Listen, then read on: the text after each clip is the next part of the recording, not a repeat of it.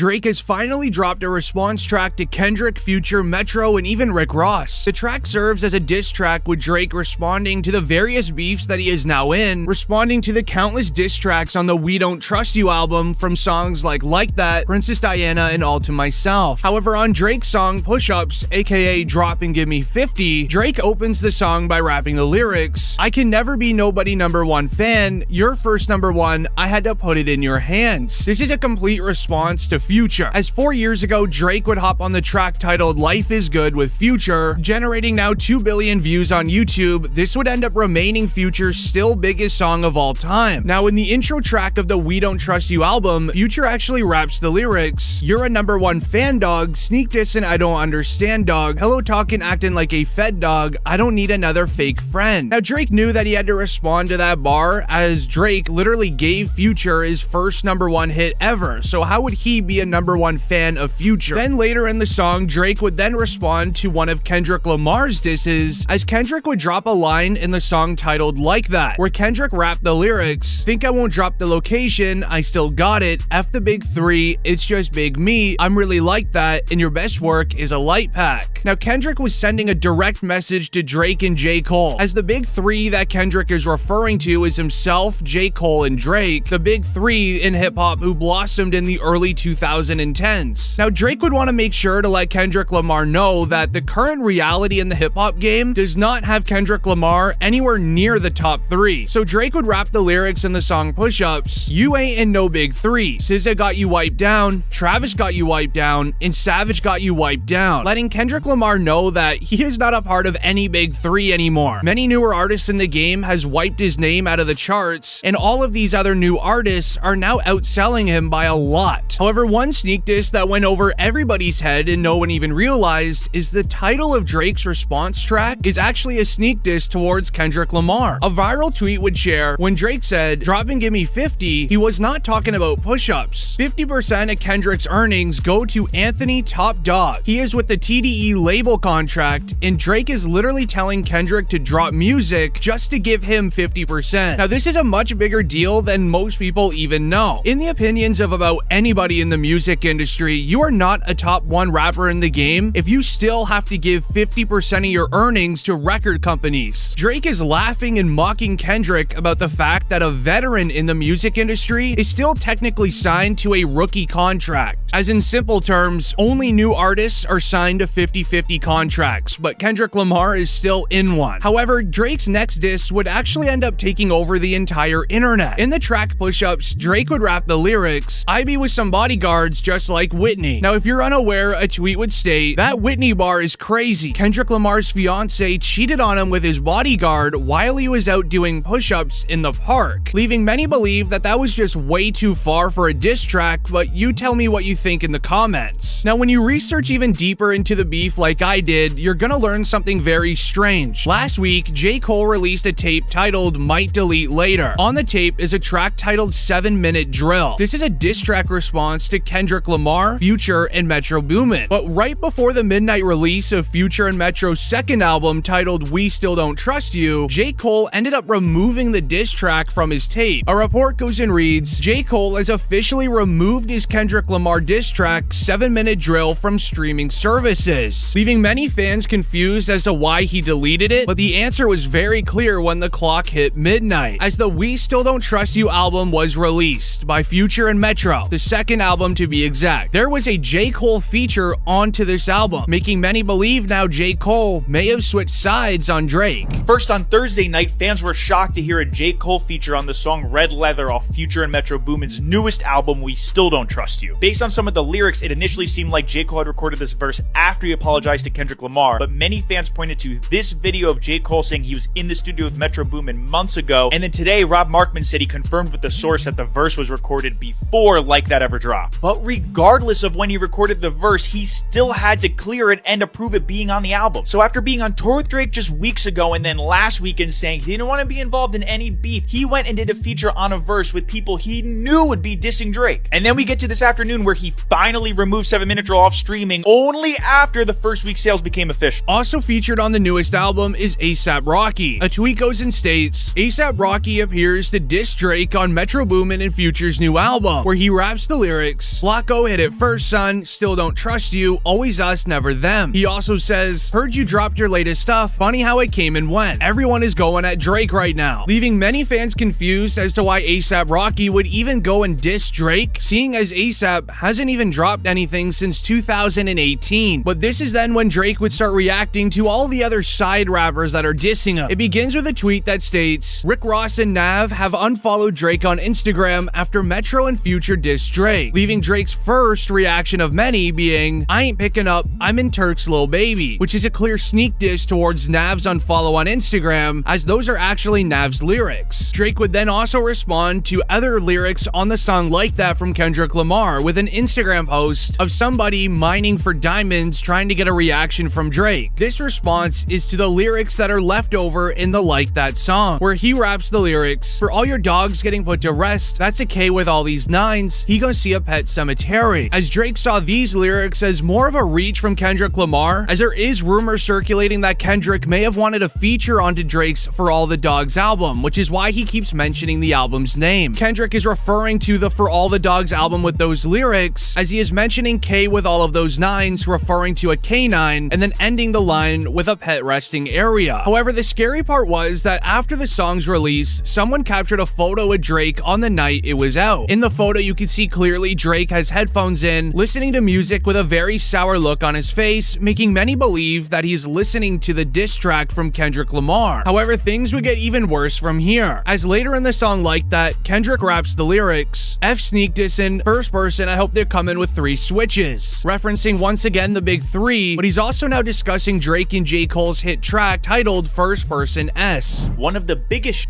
being the line, "Sneak dissin', first person I hope they came with 3 switches." So what exactly did Drake and Cole say about Kendrick that was a sneak diss? On First Person, J. Cole has a bar where he says, "Everybody steppers, well F it, then everybody breakfast, and I'm about to clear up my plate." Steppers here is obviously a reference to Kendrick's most recent album, Mr. Morale and the Big Steppers, and clearing my plate likely means winning the competition for best rapper over Kendrick. And Drake in his first verse asks the question who the GOAT rapper is, and he uses a clever double entendre to say that only him and J. Cole are in the GOAT conversation, meaning Kendrick is not. J. Cole also probably has the most notable line in First Person, where he says, "Love when they argue the hardest MC, is it K. Dot, is it Aubrey or me? We the big 3 like we started a league, but right now I feel like Muhammad Ali." But it wasn't until this one viral tweet would go around on Twitter, which would turn everything into crazy mode. It would state, "Y'all didn't catch the disses at Drake because y'all were too worried about Kendrick. Here's another diss at Drake from Metro and Future, which seems to reference 21, saying that Future is bigger than Drake, and that nobody is listening him into the street." Also, before the diss on the outro, Future switches up his flow with no auto-tune, basically saying that I can get up here and do what you do, but I can really rap. Now, I can't play the outro of the song due to copyright, but it's an audio track from a movie, where it is one character telling someone else that no one is listening to a certain type of music in the hood, even though that artist is huge, which is exactly what Drake's best friend 21 Savage said about Drake in an interview.